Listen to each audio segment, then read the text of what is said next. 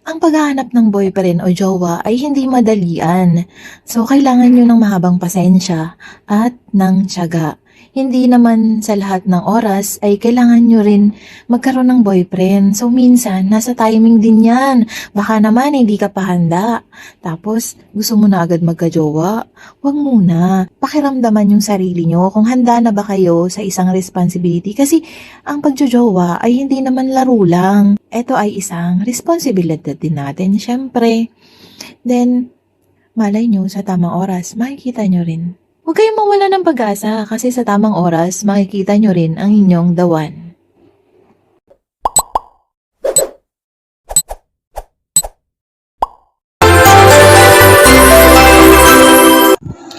Hello, Double Cat! So, welcome to my channel! Hi guys! So, for today's video ay request ito ng cousin ko na sabi niya sa akin kahapon, sabi niya, ate gawa ka ng vlog kung paano magka-jowa. Natawa ako, pero alam niyo ba na sa simple question na yun, marami talagang nagtatanong kung paano nga ba magka-jowa.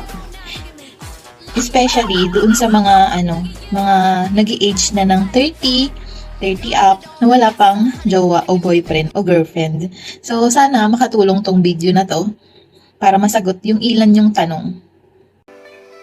Ang unang tip para sa akin para magka-jowa kayo ay eto yung mag-ayos ka. Magpaganda o magpagwapo ka, pumunta ka sa parlor, magpapalit ka ng kulay ng buhok. Kilay is life.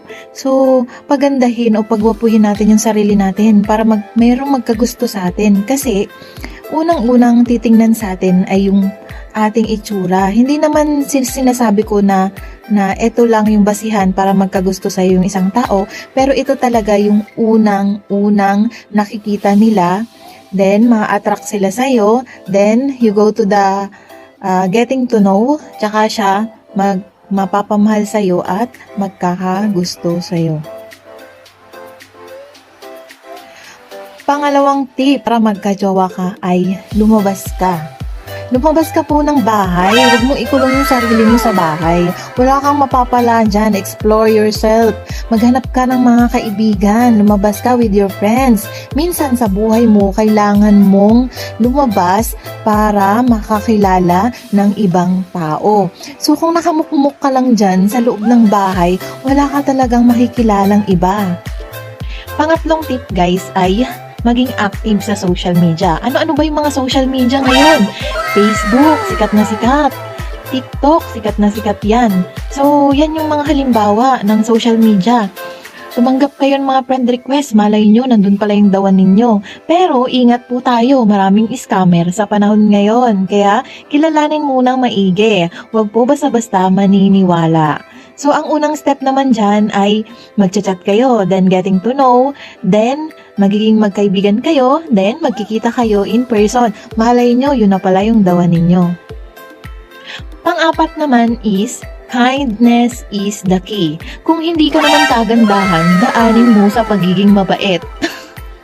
Hindi ko naman sinasabi na lahat kayo ay gano'n ang gawin. Pero minsan, isa yon sa paraan para magkaroon kayo ng jowa. So, kindness is the key. Lahat ng friend request nyo sa Facebook, i-accept nyo. Charot lang. Guys, huwag kayong choosy. Mag-entertain kayo ng tao, ng ibang tao. Hindi yung sarili nyo lang. Nakakapagod mag-isa.